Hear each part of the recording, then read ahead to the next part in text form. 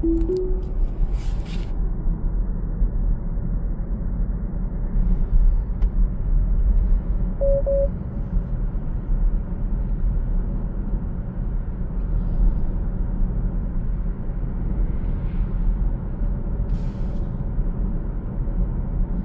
53. The Setting Star. Surah An-Najm. In the name of God, the most gracious, the most merciful. By the setting star your companion has neither strayed, nor is he misguided, nor does he speak out of his own desire. It, the Quran, is nothing but revelation sent down to him. He was taught by an angel who is mighty in power and endowed with wisdom, who in time manifested himself, standing poised at the highest point on the horizon, then came down close until he was 2 bow lengths away or even closer, and revealed to God's servant what he revealed. The heart of the prophet did not misconstrue what he saw. Will you then dispute with him as to what he saw? And certainly he saw him descend a second time, by the lote tree of the farthest limit, beyond which none may pass, by the garden of eternal repose, when the lote tree was covered in mystic splendor. His sight did not waver, nor was it unduly bold. He saw some of the greatest signs of his Lord. Have you really considered Al-Lat and Al-Uzza, and the third one, Manat? What? For you the males, and for him the females? That indeed is an unfair division.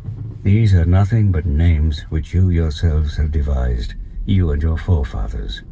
God has sent down no authority for them. They follow nothing but conjecture and what their own selves desire, even though guidance has already come to them from their Lord.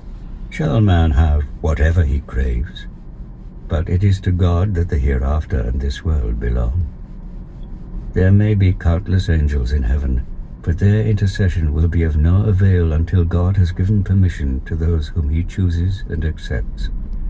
Those who do not believe in the life to come call the angels by female names. They have no knowledge to base this on. They merely indulge in guesswork which can never replace the truth. So ignore those who turn away from our revelation and seek nothing but the life of this world. That is the ultimate extent of their knowledge. Surely your Lord knows best those who stray from his path, and he knows best those who follow his guidance. Everything in the heavens and on the earth belongs to God, and so he will requite those who do evil in accordance with their deeds, and will reward those left with that which is best for those who do good. As for those who refrain from committing grave sins and indecent acts, though they may commit minor offenses, your Lord is unstinting in his forgiveness. He knows you when he brings you out of the earth, and when you were embryos in the wombs of your mothers. So do not make claims to be pure. He knows best who is truly righteous. Have you, prophet, considered the man who turned away, who at first gave a little, then later held back? Has he knowledge of the unseen, so that he sees?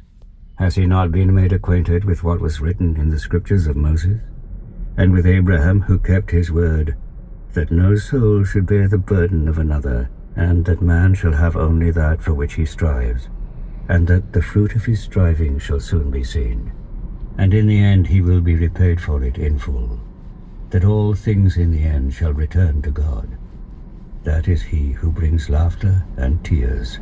That is he who causes death and gives life, and that he himself created the 2 sexes, male and female, from an ejected drop of sperm, and that he will bring about the second creation, that it is he who gives wealth and possessions, that he is the Lord of Sirius.